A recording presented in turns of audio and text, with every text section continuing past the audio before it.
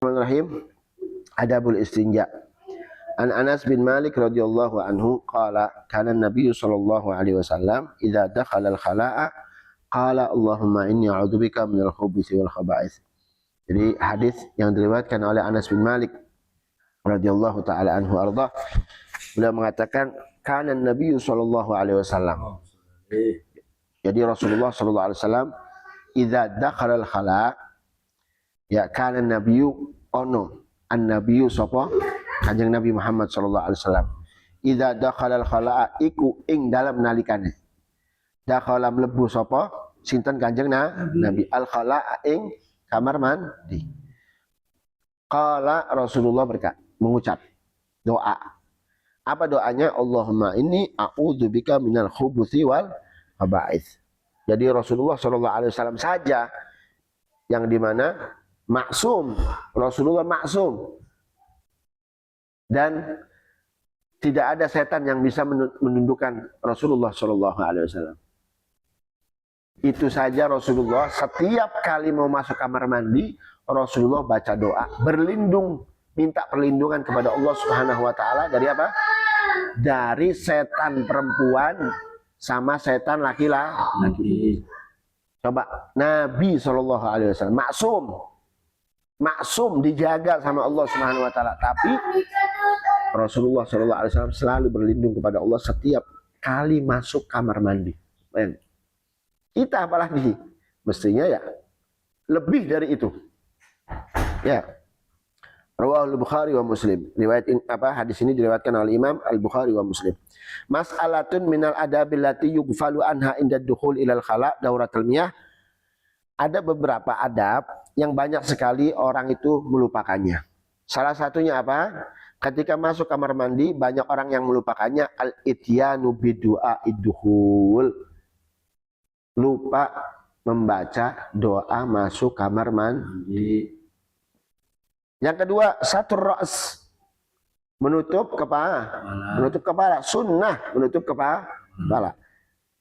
Terus yang ketiga, lubsun ni'al, pakai sandal.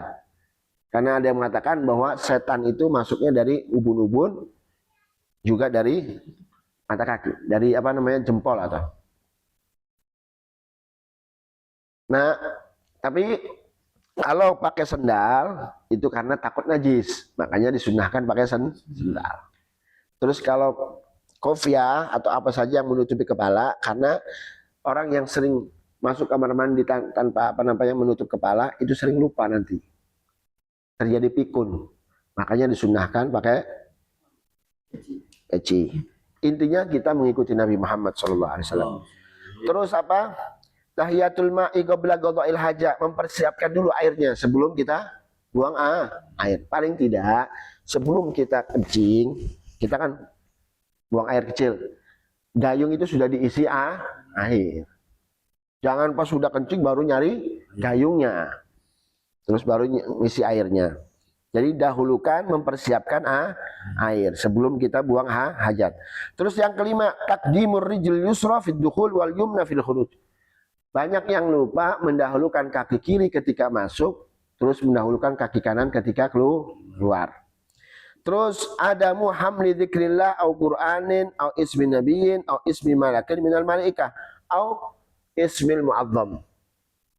Banyak yang lupa membawa sesuatu yang di situ disebut nama Allah Subhanahu Wa Taala, atau Quran, tulisan ayat, atau nama-nama nabi, ataupun nama-nama malaikat, ataupun nama-nama yang diagungkan oleh Allah Subhanahu wa Ta'ala. Jangan dibawa. Terus yang ketujuh, adamul kalam, jangan banyak ngomong, kecuali memang ada keperluan, ada hajat. Terus yang kedelapan, al-ityanu bidu'ail khuruj, juga banyak yang lupa tidak membaca doa ketika keluar. Artinya setelah keluar baru kita baca doa. Apa doanya? Alhamdulillahilladzi adhaba annil adza wa afani. Ya, itu dibaca doanya. Yang begitu-begitu ini